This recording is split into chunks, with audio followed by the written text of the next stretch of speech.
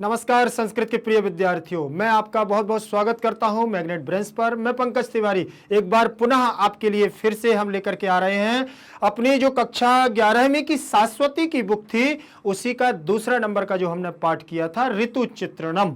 उसी ऋतु चित्रणम पाठ के आज हम करेंगे क्या, एनसीईआरटी सॉल्यूशन, अर्थात जो उससे संबंधित जो उसके पाठ अभ्यास में हमारे दिए हुए प्रश्न हैं आज हम उनको करने वाले हैं क्या, पूरा सॉल्व। जहां भी कोई भी दिक्कत आए वहां आप लोग बिल्कुल तैयार रहिए पूछने के लिए।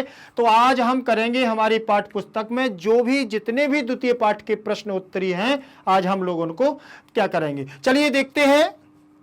ये लिखा हुआ है ऋतु चित्रणम द्वितीय पाठ एनसीईआरटी सॉल्यूशन, ठीक है ना। चलिए आगे देखेंगे। सबसे पहले अभ्यास प्रश्नों में हमारा पहला प्रश्न क्या है उसको हम लोग क्या करते हैं, देखते हैं। संस्कृतेन उत्तरम दीयताम, अर्थात हमें जो यहां प्रश्न उत्तर देना है वो संस्कृत में ही देना है। ऐसा नहीं चलेगा कि हम प्रश्न को पढ़ें संस्कृत में और दें उत्तर हिंदी में, तो ऐसे काम नहीं चलने वाला है, क्योंकि स्पष्ट प्रश्न में लिखा हुआ है कि संस्कृतेन उत्तरम दीयताम, अर्थात संस्कृत में ही, संस्कृत के द्वारा ही उत्तर को दिया जाए। अयम पाठः कस्मात् ग्रंथात् संकलितः। सबसे पहला देखिए, अब आप लोग याद रखना कि जो हमने आप लोगों को श्लोक पढ़ाए थे उसमें प्रसंग में सबसे पहले आता था कि अयम पाठः या अयम श्लोकः कस्मात् ग्रंथः संकलितः। तो उसी देखिए प्रसंग से पहला प्रश्न यहां पर बन गया है। इसीलिए मैं आपसे कहता हूं बार बार कि श्लोकों की प्रसंग व्याख्या शब्दार्थ आप लोगों को बहुत अच्छे से क्या करना है, तैयार करना है, क्योंकि उसी से सारे प्रश्न हमारे बनने वाले हैं। तो देखिए लिखा है अयम पाठः कस्मात् ग्रंथात् संकलितः, यह पाठ किस ग्रंथ से संकलित किया गया है। तो अयम पाठः महर्षि वाल्मीकि, अर्थात महर्षि वाल्मीकि के द्वारा जो हमारी क्या है, रामायण है, जो महर्षि वाल्मीकि के द्वारा रामायण से ग्रंथात् संकलिता, अर्थात रामायण से जो हमारे वाल्मीकि के द्वारा रामायण रचित है। रामायण एक आदि काव्य है, महाभारत वो महाकाव्य है, आदि महाकाव्य है। तो उसी रामायण से हम पूरा द्वितीय पाठ जो पढ़ा है हमने क्या, ऋतु चित्रणम, वो हमारा पूरा रामायण से उठाया गया है। तो कौन से ग्रंथ से संकलितः, देखिए कह ग्रंथा संकलितः, तो अपन कहेंगे वाल्मीकि कृत रामायण ग्रंथात् संकलितः, ठीक है ना। तो पहला प्रश्न हुआ। दूसरा प्रश्न है वसंते समन्ततः, वसंते समन्ततः गिरि शिखराणि कीदृशानि भवन्ति।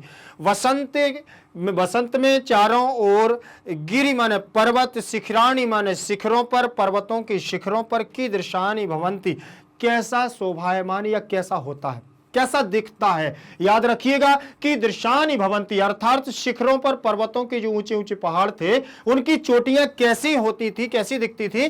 तो वसंते समन्ततः, वसंत ऋतु के समय क्या हो रहा था, गिरि शिखराणि, पर्वतों की शिखर पर पुष्पभार समृद्धानि भवन्ति, क्या, पुष्पों के भार, अर्थात फूल खिले हुए थे, क्या थे, फूल खिले हुए थे, और पुष्पों के भार से हमारा पूरा शिखर, पर्वतों के शिखर क्या हुए थे, ढके हुए थे, समृद्धानि लदे हुए थे, ठीक है ना। अब देखिए अगला प्रश्न है मारुतः कीदृशैः, मारुतः मतलब समझ जाइए हवा, कीदृशैः कुसुमैः क्रीडन्निव अवलोक्यते। याद रखना वो कह रहा है क्या, प्रश्न हमारा क्या कह रहा है कि मारुत माने पवन, कीदृशैः किस प्रकार से, पुष्पों से, कुसुमैः बहुवचन लगा है इसलिए पुष्पैः, पुष्प बहुत सारे पुष्प होंगे, क्रीडन्निव मतलब पुष्पों से किस प्रकार से क्या है, खेल रहे थे, ऐसा देखा गया, अवलोक्यते, ठीक है ना। तो मारुतैः पतितैः पातमानैश्च पादपस्तैश्च कुसुमैः क्रीडन्निव अवलोक्यते। हमने देखा, राम ने लक्ष्मण जी से कह रहे हैं कि ऐसा लग रहा है कि जैसे हवा क्या कर रही हो, खेल रही हो, किससे, पुष्पों से। अब वो पुष्प कैसे थे, बोले पतितैः, कुछ पेड़ों से गिरे हुए थे, और कुछ पातमानैश्च, अर्थात कुछ वहां से गिरते हुए नजर आ रहे थे, जो पृथ्वी और पेड़ के मध्यस्थ थे। कुछ ऐसे पुष्प थे जो बीचों बीच भी दिख रहे थे कि गिर रहे हैं, और कुछ पादपस्थैश्च, अर्थात और कुछ पेड़ों पर स्थित भी थे। ऐसे तीन प्रकार से उन्होंने फूलों को अवलोक्यते क्या किया, खेलते हुए देखा, कि मानो ऐसा लग रहा है कि हवा पुष्पों से क्या कर रही हो, खेल रही हो। देखिए, एक बात मैं आप लोगों को बता दूं कि मैंने पाठ को बहुत अच्छे से आप लोगों को पढ़ाया है। अगर आप चाहें तो एक भी उत्तर अगर मैं ना भी बताऊं तो आपसे सारे बन जाने चाहिए, क्योंकि मैंने एक एक चीज आप लोगों को बता दी है। चलिए आगे देखते हैं। अगला प्रश्न हमारा रहेगा, प्रकीर्णांबुधरम नभा कथम विभाति। अर्थात जो प्रकीर्ण अंभव, चारों तरफ से जो अंबुधर था, हमारा पानी से भरा हुआ बादल था, वह नभा आकाश में कथम विभाति, कैसे शोभायमान हो रहा था, कैसे दिख रहा था। तो आप देख लीजिए, प्रकीर्ण अंबुधरम नभा क्वचित प्रकाशम क्वचित अप्रकाशम। ठीक है ना, क्वचित प्रकाशम, कहीं पर प्रकाश दे रहा था, क्योंकि अंबुभर आप लोगों ने देखा है कि घटाओं से, काली घटाओं से घने हुए बादल, कहीं पर प्रकाश होता है। जब पानी की घनघोर घटा बरसना हो तो कहीं प्रकाश होता है और कहीं पर अंधेरा छा जाता है। तो वही कह रहे हैं, प्रकीर्णंबुधरम नभा क्वचित प्रकाशम, कहीं पर प्रकाश और कहीं पर अप्रकाशम। यहां पर, यहां से आ निकल जाएगा तो यहां क्या हो जाएगा, अप्रकाशम, मतलब अंधेरा, और विभाति माने दिख रहा है या शोभा हो रहा है। ठीक है ना। तो उन्होंने कहा है कि प्रकीर्ण अंबुधरम नभः क्वचित प्रकाशम क्वचित अप्रकाशम विभाति। अगला प्रश्न रहेगा, कस्य अतिभारम समुद्वहंता वारिधराः प्रयंति। कैसे अतिभार से, किसके अतिभार से समुद्र बहंता, ठीक है ना, समान रूप से बह रहा है क्या, वारिधराः, बादल, बारी माने पानी और धरा माने धारण किए हुए हैं कौन, बादल, प्रयांति माने जा रहे हैं। अर्थात कैसे, किससे अतिभार हैं हमारे बादल, तो सलिलाह अतिभारम, सलिल माने भी क्या होता है, पानी होता है। पानी के अतिभार को लिए हुए समुद्र बहंता, समान रूप से बहते हुए, वारिधराः प्रयांति माने जाते हुए दिख रहे हैं। वर्षा ऋतौ वर्षर्तौ मत गजाः किम कुर्वन्ति। वर्षर्तौ मत गजाः किम कुर्वन्तु। वर्षा ऋतु में मदमस्त हाथी, जो उन्मत्त हाथी होते थे या हैं, वो क्या कर रहे थे, वर्षा ऋतौ मत गजाः नदन्ति। नदंती माने मैंने आपको बताया था पिछले उसमें, जो हमने आपको एक एक प्रश्न, आप लोगों को एक एक श्लोक पढ़ाया है, उसी श्लोक के आधार पर देख सकते हैं, या हमने कंप्लीट चैप्टर रिवीजन में भी आप लोगों को सारी चीजें बताई हैं। नदंती का मतलब होता है चिघाड़ना या गरजना।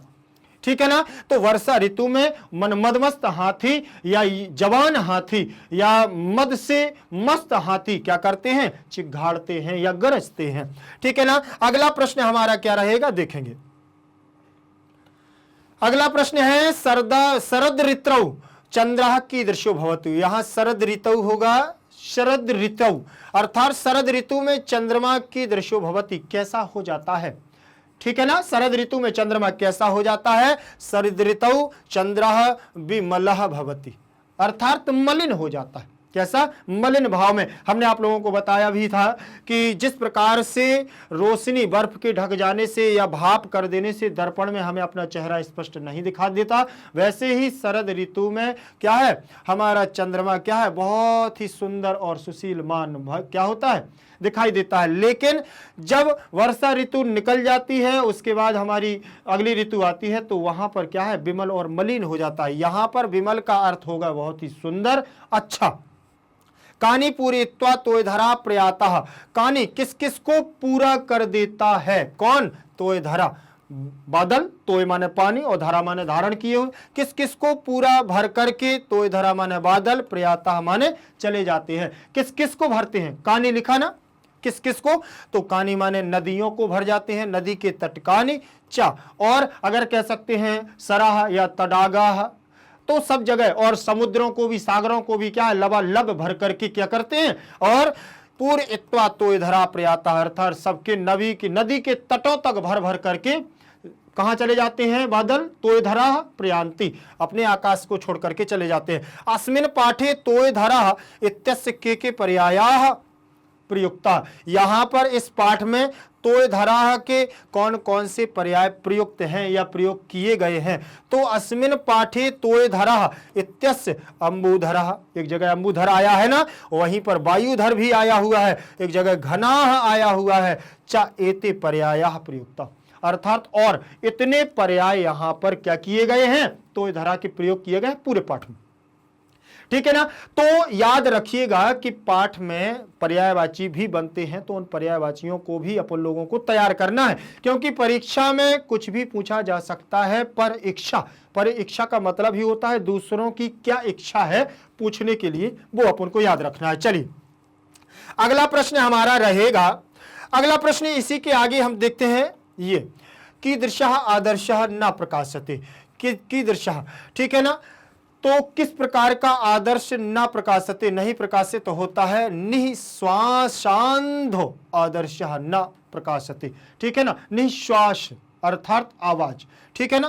तो ऐसे अंध, ऐसा निश्वास अंध आदर्श ना प्रकाशते शोभायमान नहीं होता है। शिशिर ऋतौ सरिता कह भांति, कई भांति, शिशिर ऋतु में नदियां कैसी शोभित होती हैं, ठीक है ना।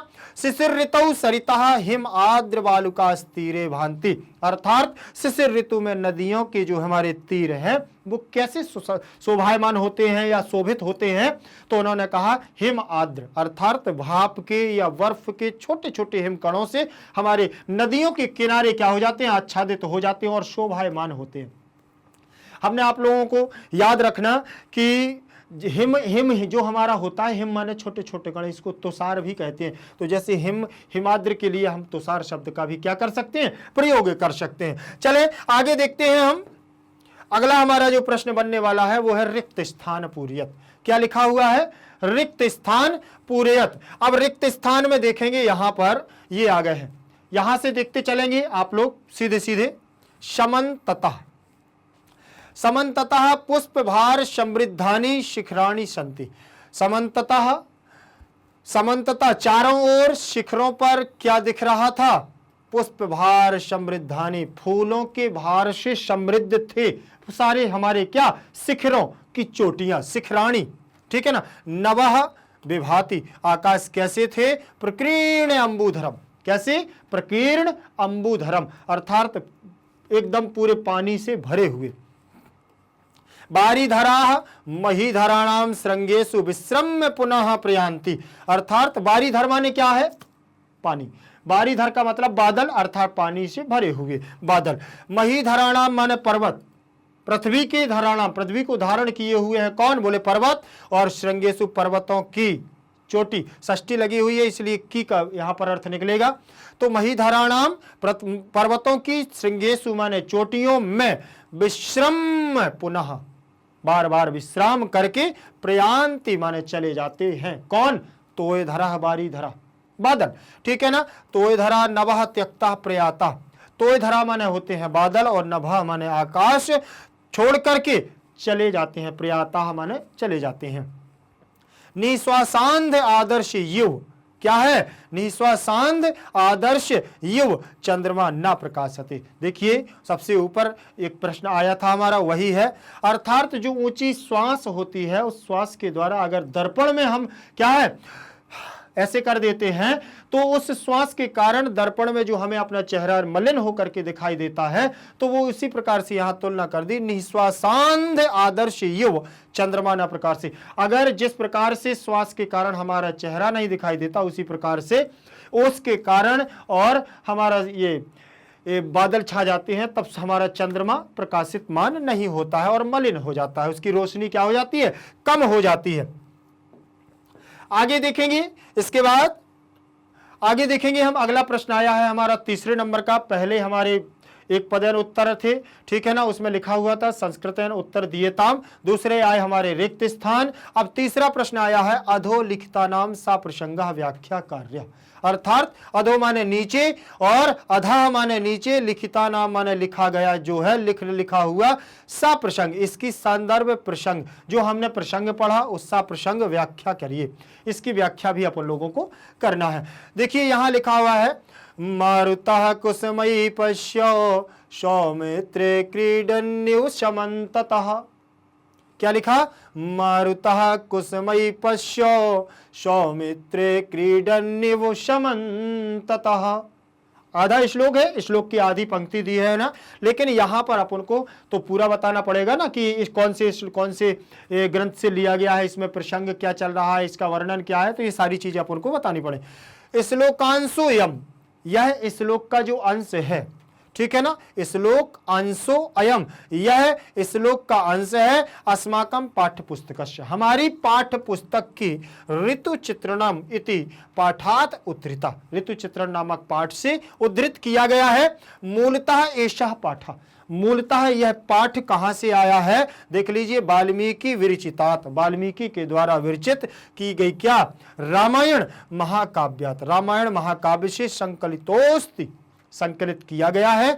अस्याम पंक्ति, मतलब इस पंक्ति में, इस अस्याम पंक्तौ सीता वियुक्ता, ठीक है ना, सीता जी के वियुक्त के बाद श्री राम लक्ष्मण से क्या कह रहे हैं, वसंत ऋतु दृश्यम वर्णयम कथयति, ठीक है ना, क्या कर रहे हैं, वसंत ऋतु का वर्णन देखने के लिए कह रहे हैं कि वसंत ऋतु को देखिए कि हे सौमित्री, हे सुमित्रा नंदन लक्ष्मण, वसंत ऋतु का आगमन हो गया है।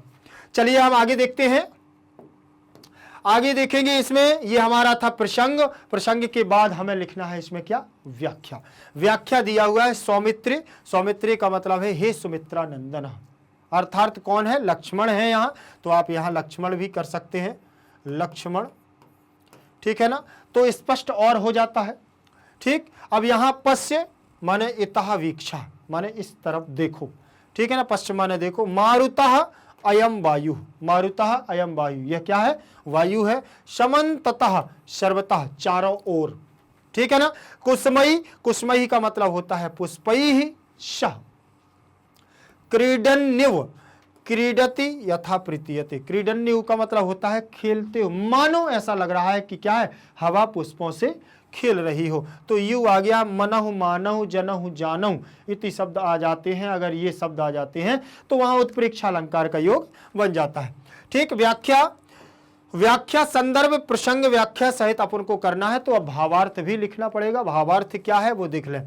हे लक्ष्मण, क्या कह रहे, हे लक्ष्मण इधर देखो, अगर लक्ष्मण जी बैठे होंगे, राम और लक्ष्मण दोनों लोग बैठे हुए हैं और वो लक्ष्मण जी को संकेत करके कह रहे हैं कि हे सौमित्रे, अर्थात हे सुमित्रा नंदन लक्ष्मण इधर देखो, यह वायु सभी ओर से फूलों के साथ, जैसे फूलों के साथ जैसे खेल रही है ऐसा प्रतीत हो रहा है, मानो ऐसा लग रहा है कि यह क्या है, फूलों के साथ खेल रही है, ऐसा प्रतीत हो रहा है। यह दृश्य ऐसा सुशोभित हो रहा है कि हवा पुष्पों के साथ क्या कर रही है, मानो खेल रही हो। लक्ष्मण जी से उन्होंने कहा कि मुझे तो ऐसा लग रहा है कि यह क्या कर रही है, यह हवा हमारे पुष्पों से बार बार खेलने का प्रयास कर रही है, क्योंकि उड़ा रही है, कुछ गिर रहे हैं, कुछ स्थित हैं हमारे पेड़ों में, तो वो मौसम ही वसंत ऋतु का। अब इस समय ऐसा लगता है कि बस खेलते ही रहे, खेलते ही रहे, क्या करते रहे, ये मौसम ऐसा। अब अभी से स्कूल खुल गए हैं, अभी समर वेकेशन भी होने वाला है, ठीक है ना, तो ये जो सेशन चलता है हमारा अप्रैल तक का, तो इसमें ऐसा लगता है कि स्कूल ना जाएं, लेकिन सारा हमारा सिलेबस भी छूट जाता है। इसीलिए अपन लोगों को याद रखना है कि पढ़ाई के समय पढ़ाई और खेल के समय खेल करना है। पहले अध्ययन जरूरी है जीवन में, अगर हमें आगे बढ़ना है तो हमारे लिए शिक्षा का महत्वपूर्ण स्थान है, इसीलिए हमको क्या करना है, विधिवत रूप से उसको पहले तैयार करना है। चलिए हम भावार्थ के बाद चलते हैं आगे। भावार्थ के बाद हम अगले प्रश्न पर चलते हैं। अगला हमारा उसी का देखिए, प्रश्न नंबर 3 का दूसरा आया है, निःश्वासांध इव आदर्श चंद्रमा ना प्रकाशते। देखिए, निःश्वासांध मतलब जो हमारी उच्च आवाज में हम ऊंची स्वर में जो हम सांस लेते हैं उससे जो अंध छा जाता है, युव आदर्श चंद्रमा कौन नहीं प्रकाशित होता है, तो चंद्रमा नहीं होता प्रकाशित। तो यहां देखेंगे प्रसंग, अब ये वाली पंक्ति कहां से ली गई है वो हमें देखना है। देखेंगे अयम श्लोकांश, मतलब यह श्लोक का अंश, जो यह श्लोक है यह श्लोक का अंश है। और अस्माकं पाठ्य पुस्तक, किस पाठ्य पुस्तक, अस्माकं पाठ्य पुस्तक ऋतु चित्रणम इति, ऋतु चित्रण नामक पाठ से क्या किया गया है, उद्धृता माने उद्धृत किया गया है। अस्याम पंक्तौ, क्या, अस्याम पंक्तौ गोदावरी, गोदावरी इति नद्यस्तीरे, नद्यास्तीरे पंचवट्याम रामानुजम, ठीक है ना, पंचवटी में जो हमारे क्या है, रामानुजम लक्ष्मणम, राम के अनुज लक्ष्मण स्वाग्रज हेमंत ऋतु वर्णम करोति, अपने स्वयं अग्रज हेमंत ऋतु का क्या कर रहे हैं, वर्णन कर रहे हैं। ठीक है ना। तो राम और लक्ष्मण पंचवटी में बैठे हुए हैं और क्या कर रहे हैं, हेमंत ऋतु का वर्णन कर रहे हैं कि निःश्वासांद इवादर्श चंद्रमा ना प्रकाशते, अर्थात अब हेमंत ऋतु आ गई है तो अब चंद्रमा इतना ज्यादा प्रकाशमान नहीं होगा, शोभायमान नहीं होगा। ये हमारा क्या है, हेमंत ऋतु का संकेत उन्होंने वर्णन कर रहे हैं। निःश्वासांत का मतलब दीर्घ निःश्वास है, बड़ी ऊंची श्वास लेकर के ऐसे।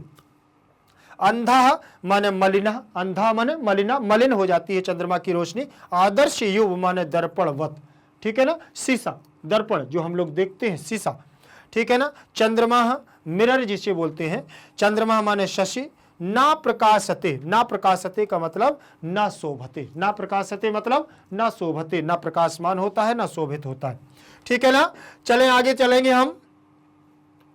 ये हमारा फिर से भावार्थ आया है इसी का, दूसरी पंक्ति का जो हमने दिया है खा नंबर पर, उसका भावार्थ देखिए। इसमें अपन लोगों ने तो बहुत सारा पढ़ा था, जब अपन लोगों ने एक एक श्लोक पढ़े थे, लेकिन एनसीईआरटी में उन्होंने सॉल्यूशन में इतनी चीजें नहीं पूछी। अपन शब्दार्थ भी पढ़ के आए थे, व्याख्या भी पढ़ के आए थे, ठीक है ना।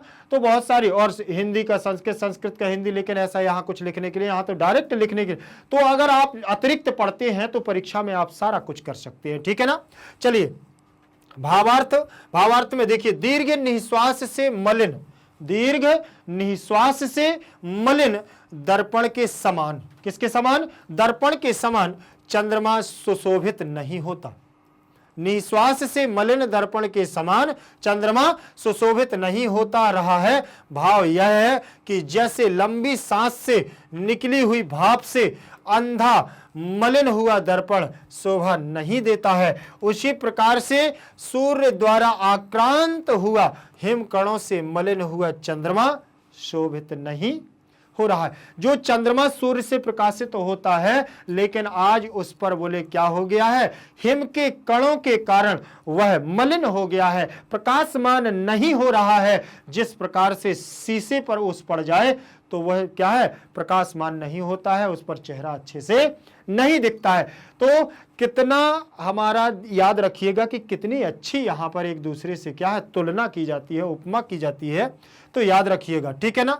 वाल्मीकि जी ने रामायण में क्या छटा बिखेरी है, और उसके बाद जो बची हुई छटा थी वो हम लोगों ने क्या है, ऋतु चित्रणम में पढ़ ली है। चलिए आगे, भावार्थ के बाद अगला प्रश्न हमारा चौथा नंबर का प्रश्न रहेगा। चौथे नंबर का प्रश्न है, प्रकृतिम प्रत्यम च योजयित्वा पद रचनायाम कुरुतः। प्रकृति प्रत्यय, प्रकृति और प्रत्यय को योजयित्वा मतलब मिलाओ और क्या करो, पद रचना कुरुतः, और पद की रचना करो, ठीक है ना। तो क्री धातु कित्वा प्रत्यय, ठीक है ना, कित्वा में त्वा हमारा शेष बचेगा, तो क्या बनेगा, क्री धातु से कित्वा प्रत्यय जुड़ने पर कृत्वा बनेगा। क्या बनेगा, कृत्वा, और इसका अर्थ होगा करके। क्या होगा, करके। क्रीड धातु सत्री प्रत्यय हम जोड़ेंगे तो सत्री में अत बचेगा, अत का अन हो जाएगा और बन जाएगा क्या, क्रीडन। सत्री प्रत्यय याद रख लेना कि वर्तमान काल का काम करता है, किसका, वर्तमान काल का बोध कराता है। अब पूछो कि वर्तमान काल का बोध क्यों कराता है, तो इसके लिए एक सूत्र आया है हमारा, क्या, लटह सत्री सान चाओ, सान चाओ, लटह सत्री सान चाओ प्रथमा समानाधिकरणे, प्रथमा समानाधिकरणे, समानाधिकरणे, ठीक है ना। ये हमारा पूरा सूत्र है, यही हमें स्पष्ट करता है कि सत्री और सानस से बनने वाले जितने भी शब्द होंगे वो वर्तमान काल के बोधक होंगे। लट लकार लिखा हुआ है, तो लटह सत्री सानचा प्रथमा समानाधिकरणे, ठीक है ना। तो पद रचना अगर इसकी हमें करना है तो जैसे कृत्वा, तो भोजनम कृत्वा अहम आपणम गमिष्यामि, भोजन करके मैं दुकान जाऊंगा, ठीक है ना। अब कृत्वा आ गया ना, तो भोजन करके, ठीक। अब यहां क्रीडन बना हुआ है, तो पद रचना हम इसकी करेंगे एक वाक्य की, तो क्रीडन बालकः आपतत, खेलते हुए बालक क्या हो गया, गिर गया था। खेलते हुए बालक आपतत, लंग लकार लगा हुआ है, याद रख लेना, आ लगा है आगे, मतलब लंग लकार भूतकाल का बोधक हो जाएगा, ठीक है ना। बालकाः में देखिए प्रथमा विभक्ति लगी हुई है, भोजनम में भी हमारी भोजन को करके, तो इसमें द्वितीय विभक्ति लग जाएगी, ठीक है ना। आपणम गमिष्यामि, दुकान को जाता हूं, जाऊंगा, तो इसमें भी द्वितीय विभक्ति हो जाएगी। आगे देखिए पद रचना का मतलब होता है कि एक ना एक वाक्य को बनाना होता है। जो हमने प्रकृति और प्रत्यय के आधार पर जो शब्द बनाया हुआ है, उस शब्द के आधार पर एक हमें वाक्य बना देना चाहिए, वही हमारी पद रचना होगी। याद रखना कि ये धातु होती है, ये प्रत्यय, ये धातु और ये प्रत्यय है। तो याद रखना कि जब भी हम पद रचना को करेंगे तो उस पद रचना को हमें क्या कर लेना चाहिए कि जो हमने प्रकृति और प्रत्यय से बनाया हुआ हमने शब्द किया है, उसका एक वाक्य हमें बना देना चाहिए, वही हमारी पद रचना कहलाती है। तो याद रखोगे ना। तो पद रचना क्या है? पद की रचना करना, एक वाक्य की रचना करना।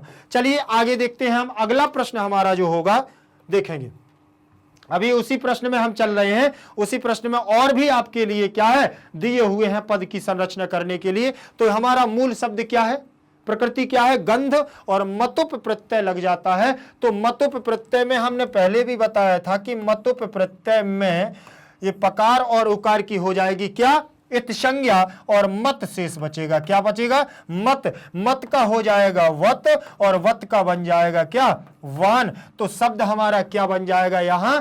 गंधवान। याद रख लेना कि मतुप प्रत्यय में मत शेष रहता है, तो पुल्लिंग में बन जाएगा हमारा, एक नपुंसक लिंग में बनेगा वत, तो यहां बन जाएगा गंधवत, और पुल्लिंग में बनेगा गंधवान। और बोले स्त्रीलिंग में क्या बनेगा? तो गंधवती बनेगा। याद रख लेना, पुल्लिंग, स्त्रीलिंग, नपुंसकलिंग तीनों में बनेगा गंधवत, गंधवती और गंधवान। तो गंधवान पुल्लिंग, गंधवती स्त्रीलिंग और गंधवत किस में जाएगा? नपुंसक लिंग में। और ये रूप अपना नपुंसक लिंग में ही निर्माण करता है सबसे पहले, ठीक है ना। अब पद रचना करना है, एक वाक्य हमें बनाना है। तो गंधवान अयम कालः वसंत वसंत मासः वर्तते, ठीक है ना। सुगंधित, सुगंधित वाला समय, बोले सुगंधवान समय कौन है? बोले यह काल जो चल रहा है, ठीक है ना, यह सुगंधित काल है, और यह वसंत मास वर्तते, और वह वसंत ऋतु का समय होता है, जब क्या है बहुत अच्छी सुगंध आती है, फूलों से खुशबू आती है, वही वसंत ऋतु का क्या है? बोले महीना होता है। सम उपसर्ग आ गया, नी धातु हो गई रुद्ध, इसमें नी उपसर्ग हो गया रुद्ध धातु, और कित प्रत्यय के योग से क्या बनेगा? सन्निरुद्धम। और सन्निरुद्धम का मतलब होता है चारों तरफ से क्या कर लेना? अवरुद्ध कर लेना, रोक लेना, ढक लेना। कब? समुद्रों को चारों तरफ से किसने रोका था? बताएं। श्लोकों में मैंने बताया है कि पहाड़ों ने, ऐसा मानो लग रहा था कि वर्षा ऋतु के बाद चारों तरफ से क्या कर लिया हो? पहाड़ों ने समुद्र को रोक लिया हो, अवरुद्ध कर लिया हो। तो शांत महार्णवश्य, देखो आ गया ना। महार्णवश्य का मतलब ही होता है क्या? बड़े बड़े पहाड़, बड़े बड़े अवर्णश्य समुद्र, बड़े बड़े समुद्रों की शांत शांत अवस्था में, शांत महासागर सुना है ना। तो युव पर्वत सन्निरुद्धम रूपम शोभते, ऐसा लग रहा है कि जैसे पर्वतों ने बड़े बड़े समुद्रों को क्या कर लिया हो? सन्निरुद्धम रूपम शोभते, अर्थात उनको चारों तरफ से ढक करके शोभायमान प्रतीत कर दिया हो। तो यहां से हमारा प्रश्न समझ में आया आपको। यह प्रश्न याद रखिएगा कि प्रकृति और प्रत्यय से हमारे प्रश्न बहुत बनते हैं। प्रकृति और प्रत्यय छांटने के लिए भी आ सकते हैं, उससे पद रचना बनाने के लिए भी आ सकते हैं। आपसे यह भी पूछ सकते हैं कि इस प्रत्यय में क्या शेष बचता है। जैसे इसमें मतुप में मत शेष बचा, ठीक है ना, कित में ता शेष बचा। तो इस प्रकार से भी आपसे क्या है ये प्रश्न पूछे जा सकते हैं, ठीक है ना। अब हम देखेंगे अगला प्रश्न। अगला प्रश्न हमारा 5वें नंबर का प्रश्न रहेगा, ये वाला, ठीक है ना। तो यहां से अपन लोग करेंगे प्रकृति ही प्रत्यय विभागः क्रियताम। याद रखना कि जो हमारा 5वां प्रश्न ये है कि इसमें प्रकृति और प्रत्यय को क्या करना है? विभाग अलग अलग करना है। क्रियताम माने अलग अलग करना है, ठीक। विभागा तो त्यक्त्वा, त्यक्त्वा आया है, और विश्रम आया है, समुद्र बहंता आया है, पतमानः आया है, हिमवान आया है। इतने शब्दों के हमें क्या करना है? विभाग माने अलग अलग करना है, इनके टुकड़ों को अलग अलग करना है। इसमें मूल प्रकृति क्या है, इसका मूल प्रत्यय क्या है, हमें दोनों को क्या करना है? अलग अलग करना है। तो याद रखिएगा कि प्रकृति और प्रत्यय से हमारे प्रश्न बहुत सारे बनते हैं, तो बहुत ध्यान से आप लोगों को सुनना है। त्यक्ता में हमारी त्यज धातु रहेगी जो प्रकृति है, ठीक है ना। और कित्वा प्रत्यय में हमारा क्या है? कित्वा प्रत्यय है, और जिसमें त्वा शेष रहता है, और काकार की क्या हो जाती है? संज्ञा और लोप हो जाता है। याद रखिएगा। तो का की संज्ञा करने वाला सूत्र भी हमारा है लसक्कत तद्धिति। ठीक, अब यहां विश्रम आया है तो यहां भी उपसर्ग हो जाएगा और श्रम धातु ये हमारी किसके अंतर्गत आ जाएगा, प्रकृति के अंतर्गत, और ल्यप प्रत्यय होगा, ला और पा की संज्ञा हो जाएगी और ल्यप प्रत्यय में केवल क्या बचेगा, या शेष बचेगा और हमारा ल्यप इसमें या जुड़ जाएगा तो विश्रम में बन जाएगा। समुद्वहनता में सम उपसर्ग उत उपसर्ग और वह धातु रहेगी जो हमारी प्रकृति कहलाएगी। ठीक है ना, और सत्री प्रत्यय आ जाएगा हमारा क्या, सत्री प्रत्यय में सत का अत शेष बच जाएगा और यहां पर बन जाएगा अहंता। ठीक है ना, अब देखेंगे पतमान में हमारा पत हमारी धातु रहेगी और सानच प्रत्यय, सानच में आन शेष रहता है, सा और चा का लोप हो जाता है और केवल बड़ा आ और ना, आन शेष बचता है, आन का मान हो जाता है, आन का क्या हो जाता है, मान, इसीलिए बन गया पतमाना। क्या बना, पतमाना। हिमवान, हिमवान में हिम धातु रहेगी, मतुप प्रत्यय रहेगा। अब पूछोगे नहीं कि सर इसमें मान है, इसमें वान है, इसमें मतुप प्रत्यय क्यों है, इसमें सानच क्यों है, ये धातु है अर्थात ये हमारा कृदंत प्रत्यय है और ये हिम हमारा क्या है, तद्धित है। ठीक है ना, इसीलिए इसमें मतुप प्रत्यय ये तद्धित का है, ये कृदंत का है। याद रख लेना दोनों में, इसमें हम लोग कंफ्यूज हो जाते हैं, इसमें बहुत हम आश्चर्य में पड़ जाते हैं कि सानच आएगा कि मतुप आएगा। तो आगे अगर तद्धित शब्द लगे हैं, संज्ञा सर्वनाम विशेषण आदि लगे हैं तो वह तद्धित में जाएगा, और अगर धातु लगी है, क्रिया रूप लगा हुआ है तो हमारा वह प्रत्यय किस में जाएगा, सानच प्रत्यय अर्थात कृदंत में जाएगा। याद रखिएगा। चलिए आगे देखेंगे हम पांचवा प्रश्न हमारा, और पांचवे के बाद हमारा छठवां प्रश्न आया है, अधो लिखितवान शब्दान आश्रित वाक्य संरचना कुरुता, अर्थात नीचे लिखे हुए जो हमारे शब्द हैं उनसे आश्रित होकर के, उन्हीं का सहारा लेकर के आपको क्या करना है, वाक्यों की रचना करना है। मतलब जो ऊपर हमारे शब्द दिए हुए हैं उनका सहारा लो, प्रत्येक वाक्य को, उनका वाक्य का क्या करो, निर्माण करो। चलिए देखते हैं, पहला वाक्य पहला दिया हुआ है क्रीडन, फिर दूसरा दिया गंधवान, तीसरा विश्रम, पूरित्वा, नभा, नदंता, त्यक्ता, शाम प्रतम, शिखिना, प्रयाति, ये हमारे शब्द हैं। अब देखेंगे पवनः पुष्पै क्रीडन अस्ति। आपने जितने श्लोक पढ़े हैं उसी में से आप बस उसमें क्या करते रहिए, एक दूसरे को मिलाते रहिए, आपके वाक्य भी बन जाएंगे। पवनः माने हवा, पुष्पै माने पुष्पों से, क्रीडन माने अस्थि, खेलती है। ठीक है ना, गंधवान वायु वाति, अर्थात जो सुगंधित वायु है वो क्या हो रही है, वायु माने वाति माने बहती है। अत्र माने यहां, विश्रम अहम ग्रामम गमिष्यामि, यहां विश्राम करके मैं गांव को जाऊंगा। ठीक है ना, अत्र माने यहां, या यहां होना, आज विश्राम करके मैं गांव को जाऊंगा, या ऐसा भी कह सकते हैं, कुछ भी है, अद्य भी कर सकते हैं, लेकिन नहीं अत्र लिखा है तो अत्र माने यहां। फिर आ जाएगा तव मनोरथम पूरयित्वा शह गता, तुम्हारे मनोरथों को पूरा करके, तो आप प्रत्यय लगा है कत्वा इसलिए करके, तुम्हारे मनोरथों को पूरा करके, शा गता, वह गई। ठीक है ना, अब देखना सा यहां स्त्रीवाची आई है इसीलिए क्या है, यहां आ जाएगा गता, वो सा आ जाएगा। ठीक है ना, याद रखिएगा।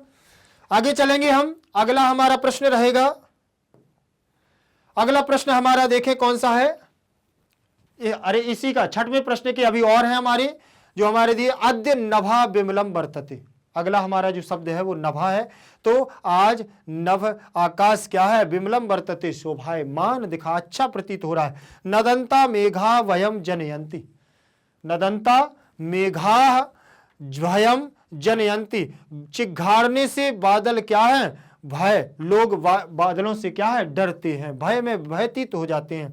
बालकः स्वजनकम त्यक्त्वा न गमिष्यति, बालक स्वयं अपने पिता को त्याग कर नहीं जाता है, नहीं जाएगा। ठीक है ना, सांप्रतम अहम अध्ययनम करिष्यामि, सभी लोग क्या करेंगे, समान रूप से सभी जगह अहम अध्ययनम करिष्यामि, मैं अध्ययन को करूंगा।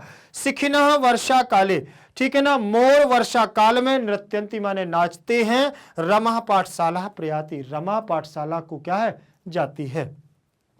ये हमारे 10 श्लोक हो गए हैं, छठवें प्रश्न का 10 प्रश्न हो गए हैं, याद रखिएगा। अगला हमारा रहेगा अगला प्रश्न हमारा क्या रहेगा? प्रश्न नंबर 7वां रहेगा। इसमें देखिए संधि संधि विच्छेदम व कुरुतः का सुख धन अनिलः धन अयम। ठीक है ना, इससे हमें संधियां बनाना है। याद रख लेना कि संधि बनाना है और संधि विच्छेद जो लिखा है, अगर संधि करना है, एक साथ शब्द लिखा है तो उसकी संधि विच्छेद करना है, और अगर विच्छेद करके लिखा है तो उसको क्या करना है? एक साथ हमें लिखना है। सुख अनिल लिखा हुआ है तो हम पहले यहां लिख देंगे क्या? सुखा नीला। क्या लिख देंगे? सुखा नीला, ऐसा लिख दें। अब यहां पर क्या लिखा हुआ है? अयम लिखा हुआ है, तो विसर्ग संधि के आधार पर यहां ओ हो जाएगा और अयम का आ हमारा ऐसा हो जाएगा, खंडाकार में बदल जाएगा और शब्द बन जाएगा सुखानिलो यम। क्या बन जाएगा? सुखानिलो यम। अब देखेंगे प्रकीर्ण अंबुधरम, तो यहां हो जाएगा प्रकीर्ण और अंबुधरम। क्या बन जाएगा? अंबुधरम। ठीक है ना। अब यहां क्रीडन निव, तो क्रीडन निव से बन जाएगा हमारा क्या? क्रीडन निव, ऐसे बन जाएगा क्रीडन निव। दो ना है यहां पर, याद रख लेना। चंद्रोपी, चंद्रः धन अपि, क्या बनेगा हमारा? चंद्रोपी। और निश्वासांध, क्या बनेगा? निहि स्व सांध, ऐसे बन जाएगा सांध। चलिए यहां तो ठीक है, अभी हम आपको बने हुए दिखा रहे हैं जो इसका आंसर होगा, देख ले। ये सुखानिलोयम प्रकीर्ण अंबुधरम क्रीडन्यव चंद्रः धन अपि निस्वसांधा। ठीक है ना।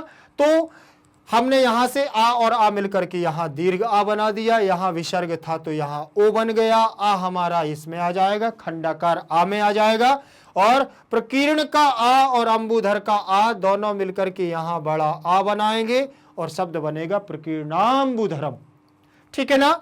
और क्रीडन न्यू में यहां क्रीडन शब्द हमारा बन जाएगा अलग और युव जुड़ जाएगा, क्रीडन न्यू बन जाएगा। चंद्रोपी में भी विसर्ग संधि होगी और निस्वासांध में क्या है? दीर्घ संधि होगी। क्या होगी? दीर्घ संधि। ठीक है ना। ये संधि थी हमारी। अब संधि के बाद आगे अधोलिखिता नाम कर्तृ क्रियापदा नाम समुचित मेलनम कुरु। उन्होंने कहा कर्तृ माने कर्ता और क्रियापद माने होता है हमारी क्रियाएं। कर्तृ और क्रिया का क्या करो? बोले समुचित पद का मेलन करो। याद रख लेना, इन दोनों को क्या करना है? मिलाना है। तो प्लवंगाह, प्लवंगाह हमने बताया था, प्लवंगाह माने होते हैं उचकने कूदने वाले क्या? जीव जंतु। तो क्या करते थे वो? प्रसन्न होते थे। समास स्वसंति। बनांताह, बनांताह क्या हो रहे थे? ये बताएं। भांति, शोभित हो रहे थे वन के अंत के प्रदेश। शिखिना, शिखिना माने मोर। मोर क्या करती थी? नृत्यंती। नद्याह, नदी क्या करती थी? वहंती। नदी क्या कहती है? बहती है। मत गजाह, मत गजाह नदंती, चिघाड़ते हैं। प्रिया वहीना, अर्थात प्रेमिका से वियुक्त हो गया है वह प्रेमी क्या करता है? ध्यायंती, ध्यान करता है। और घना, घना क्या करते हैं? बादल क्या करते हैं? बोले वर्षंती। समझ में आया ना। तो ये हमारी क्या थी? योजनम। यहां के हमारे क्या है? कर्तृ हैं, यहां हमारी क्रियाएं हैं। ये सारे हमारे कर्तृ माने होते हैं कर्ता। कर्तृ माने कर्ता। ये सारी हमारी क्या है? क्रियाएं हैं। और क्रिया का मतलब होता है जो कार्य किया जाता है वही क्रिया कहलाता है। हम आप सोना पीना खाना उड़ना बैठना जागना जो भी हम करते हैं वो सब हमारा क्या कहलाता है? क्रिया कहलाती है। ठीक है ना। तो आपको समझ में आई कर्तृ और क्रियापद को हमने क्या किया? मेल कर दिया। कर्तृ और क्रियापद को मेल करने के बाद हम आगे देखते हैं। देखिए ये आ गया है, उन्होंने यहाँ उत्तर दे दिया है। प्लवंगा माने समासवती, बनंता माने भांति, शोभित होते हैं। शिखना नृत्यंती, नदा वहंती, नद्या वदंती, मत गजाह नदंती, प्रिया विहीना ध्यायंती, घना वर्षंती। आपको बता चुके हैं, ज्यादा सीख। ठीक है ना। अब समय नहीं लेना है। आगे देखेंगे 9वां प्रश्न हमारा क्या है, अधोलिखितयोः श्लोकयोः अन्वय प्रदर्शयेत्। नीचे लिखे हुआ जो हमारा श्लोक है उसका क्या करो, बोले अन्वय लिख दो। अन्वय लिख करके आप हमें क्या है बता दो। तो समुद्र बहंता सलिला अति भारम खाली स्थान प्रयांति। ठीक है ना, अब हमें अन्वय करना है पूरा। उन्होंने श्लोक लास्ट में प्रयांति लास्ट टीका ले दिया, dot dot dot dot dot dot करके उन्होंने ऐसा हमको श्लोक दे दिया है कि इस श्लोक का अन्वय करके बताओ। आपको श्लोक याद होगा तभी आप अन्वय कर पाएंगे। सलिल अतिभारम सम उद्वहंता बलाकिनाः वारिधराः नदंता महीधराणाम महत्सु श्रृंगेषु विश्रम्य विश्रम्य पुनः प्रयांति। याद रखना कि पानी के अतिभार से समान रूप से बहते हुए बगलियों रूपे पंक्तिबद्ध, अर्थात बगलुओं जो बगला थे हमारे और बगलुओं के पंक्तिबद्ध होकर के आकाश में भ्रमित हो रहे थे। ऐसा कौन, बोले बादल नदंती माने गरजते हुए महीधराणाम पृथ्वी के जो हमारे धारण किए हुए हैं कौन, पर्वत शिखर, उनके महान शिखरों पर विश्राम में बार बार विश्राम करके पुनः प्रयांति क्या हो गए, चले जाते हैं। फिर इसके बाद दूसरा श्लोक आया है, याद रखना कि हमारा 11वां श्लोक है शायद, तथाम्बरस्थ हंसो यथा डॉट डॉट डॉट तथाम्बरस्थ। याद रखना श्लोक अगर याद होगा, अब ऐसे प्रश्न अगर परीक्षा में आ गए तो इसके लिए तो श्लोक ही हमारा काम आएगा। अगर श्लोक नहीं बन रहा है, श्लोक याद नहीं है, तो निश्चितता क्या होने वाला है, वहां तो ये प्रश्न आपसे क्या हो जाएगा, गलत हो जाएगा। इसलिए बार बार कहता हूं कि आपको क्या करना है, श्लोक को कंठस्थ, यथा हंसः राजत पंजरस्थ यथा शिंगा मकर मंदर कंदरस्थ और यथा वीरा गर्वित कुंजरस्थ च तथा अंबरस्थ चंद्र अपि बभ्राज। याद रखना बहुत सुंदर श्लोक उन्होंने किया है, कहा है, क्या कहा है कि जिस प्रकार से चांदी के पिंजड़े से, चांदी के पिंजरे में हंस को बंद कर दिया जाए तो वह शोभायमान होता है, उसी प्रकार से मंदराचल पर्वत की गुफाओं में सिंह शोभायमान होता है। जैसे गर्भित एक मदमस्त हाथी के ऊपर एक वीर को बैठाल दिया जाए और छत्र चामर आदि हथियारों के साथ, अस्त्र शस्त्र के साथ, और उसको रणभूमि में उतार दिया जाए, ऐसे क्या, ऐसे वीर को जो शोभायमान होता है, और ऐसे अंबर में आज क्या है, चंद्रमा शोभायमान हो रहा है। चले आगे देखेंगे। 10वां हमारा प्रश्न आया है, कौन सा, 10वां हमारा प्रश्न आया है। 10वें प्रश्न में अधोलिखितेषु श्लोकेषु, नीचे लिखे हुए श्लोक से क्या कहना, लिखे हुए श्लोक से श्लोक में प्रयुक्ता अलंकाराणाम निर्देशम कुरुता। नीचे जो हमारा क्या लिखा हुआ है, श्लोक लिखा हुआ है, उसमें प्रयुक्त अलंकारों को हमको क्या करना है, अलग करना है और बताना है। पतितै पतमानश्च डॉट डॉट डॉट क्रीडन्येव शमन्ततः। पहली बात तो याद रख लेना कि अनुप्रास अलंकार जो हमारा होता है उसमें वर्णों की आवृत्ति होती है। उपमा अलंकार में समानता का भाव होता है। मनु मानव जनु जानव आदि आ जाए तो उत्प्रेक्षा अलंकार होता है, ठीक है ना। और जहां पर सीधा एक दूसरे पर आरोप लगा दिया जाए कि वो ऐसा लग रहा है, वहां रूपक अलंकार होता है। तो ठीक है ना, तो ऐसे अलंकार यहां पर मिलने वाले हैं, तो आप लोग भी थोड़ा सा तैयार रहिएगा। पतितै पतमानश्च, पा वर्ण की आवृत्ति होने से इस श्लोक में अनुप्रास अलंकार है। पा पा, ठीक है ना, और भी है अलंकार। पा वर्ण की आवृत्ति होने से यहां अलंकार कौन है, रूपक वो उत्प्रेक्षा अलंकार है। क्रीडन न्यू में उत्प्रेक्षा अलंकार है क्योंकि युव आया है। क्या आया है, युव आया है। युव का मतलब होता है क्या, मानो, उत्प्रेक्षा अलंकार है। अब देखें, बहंती वर्षंती खाली स्थान प्लवंगा, ठीक है ना, डॉट डॉट डॉट प्लवंगा। इस श्लोक में अनुप्रास तथा यथा संख्य अलंकार है, ठीक है ना। तो यहां पर अनुप्रास अलंकार है, यहां पर भी क्या आ रहा है, ना और ना की, ता और ता की क्या आ रही है, हमारी आवृत्ति आ रही हो। जहां वर्ण की एक से अधिक आवृत्ति आ जाए वहां कौन सा अलंकार होता है, अनुप्रास अलंकार होता है। रवि संक्रांत सौभाग्य चंद्रमा ना प्रकाशते। इस श्लोक में भी उपमा तथा अनुप्रास अलंकार का क्या किया गया है, प्रयोग किया गया है। उपमा अलंकार माने जहां सम समान समतुल्यवाची आदि शब्द आ जाते हैं और यु का या एव का वहां पर प्रयोग हो जाए तो वहां पर भी क्या है, उपमा अलंकार होता है। और अनुप्रास बता चुका हूं, वर्णानाम आवृत्ति, वर्णों की आवृत्ति हो जाए तो वहां अनुप्रास अलंकार होता है। अगला प्रश्न हमारा आया है, देखिएगा बहुत अच्छे प्रश्न इसमें आ रहे हैं। आप लोग याद रखिएगा कि जो हम सॉल्यूशन कर रहे हैं वो दूसरे पाठ का कर रहे हैं, शाश्वती की जो हमारे दूसरे नंबर का पाठ है ऋतु चित्रणम। ठीक, अधोलिखित श्लोकेषु छंदोः निर्देशः कार्य, नीचे लिखे हुए श्लोक के छंदों का निर्देश कार्य पूरा करिए। इसमें नीचे जो श्लोक लिखा हुआ है बोले उसमें जो छंद प्रयुक्त है उसको अपन को प्रयोग करना है। क्वचित अप्रकाशम शांत महार्णवश्य, मतलब जो श्लोक है उसकी बात कर रहे हैं। इस श्लोक में उपजाति छंद है। पूछोगे उपजाति छंद क्या है? उपजाति छंद में ये बता दूं आपको कि 11 वर्णों के छंद होते हैं। ये कौन से वर्णों के? 11 वर्ण का छंद होता है उपजाति। ठीक है ना। हंसो यथा खाली स्थान तथाम्बरस्थ, हंसो यथा तथाम्बरस्थ, तो इसमें भी हमारा जो श्लोक है वो इंद्रवज्रा है। आपको बता दूं कि इंद्रवज्रा छंद भी हमारा 11 वर्णों का छंद होता है। 11 वर्ण होते हैं इंद्रवज्रा में भी।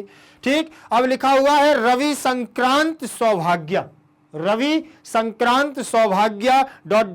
न प्रकाशते। ठीक, तो इसमें आया है इस श्लोक में अनुष्टुप छंद है। कौन सा छंद है? अनुष्टुप छंद है। और अनुष्टुप छंद कुल मिलाकर के अगर देखा जाए तो 32 वर्णों का छंद होता है, लेकिन इसके एक चरण में 8 वर्ण होते हैं। कितने वर्ण होते हैं? 8 वर्ण होते हैं और 4 चरण होते हैं। कम से कम छंदों में 4 चरण होते हैं। अगर और ज्यादा की बात कहें तो 6 या 8 चरण भी हो सकते हैं, लेकिन कम से कम तो 4 चरण होना अनिवार्य ही होता है छंद में। चलिए आगे चलते हैं। ये हमारी क्या थी? छंदोबद्ध रचना, अर्थात इसमें से हमें छंदों को प्रयोग करना था। हालांकि मैंने आपको ज्यादा छंदों के बारे में नहीं बताया, अभी केवल ये बताया है कि ये कितने वर्णों का छंद है। जब हम आपके लिए छंद पढ़ाएंगे तो उसमें आपको विधिवत एक एक तरीके से छंदों को बताएंगे, अलंकारों को भी बताएंगे, याद रखिएगा। ठीक, यहां केवल हम कर रहे हैं अपनी पुस्तक का पाठ दूसरा पूरा एनसीईआरटी सॉल्यूशन कर रहे हैं। ठीक है ना, ध्यान रखिएगा। चलिए आगे देखेंगे। ये हमारा यहीं तक इसमें एनसीईआरटी सॉल्यूशन था। आगे हम जो आपके लिए लाएंगे तो याद रखिएगा कि आगे जो हमारा प्रश्न आएगा अब उसमें इंपॉर्टेंट क्वेश्चन भी आपके मिल सकते हैं। अगली वीडियो जो हम लेकर के आएंगे उसमें आपके अब बहुविकल्पीय प्रश्न भी आएंगे, एमसीक्यूज भी आएंगे। तो याद रखिएगा जो हम लोग पढ़ रहे हैं इसको आप लोग बहुत अच्छे से तैयार करते रहिएगा। अगर हम बार बार इसको तैयार करेंगे तो सबसे ज्यादा हमको लाभ मिलेगा परीक्षा में। ठीक है ना। तो आप लोग याद रखिएगा जिस हम संस्था पर काम कर रहे हैं और जिस हमारे इस YouTube चैनल को देख रहे हैं, तो याद रखिएगा ये देता है आपको बिल्कुल ही निःशुल्क शिक्षा। और निःशुल्क शिक्षा के साथ चाहे वो हो सीबीएसई हिंदी मीडियम, चाहे वो हिंदी इंग्लिश मीडियम, और चाहे वो हो यूपी बिहार, कोई भी बोर्ड हो, सभी बोर्डों की शिक्षा यहाँ दी जाती है निःशुल्क और उच्च शिक्षकों के साथ और हाई क्वालिटी की एजुकेशन के साथ आपको यहाँ पर दी जाती है। धन्यवाद।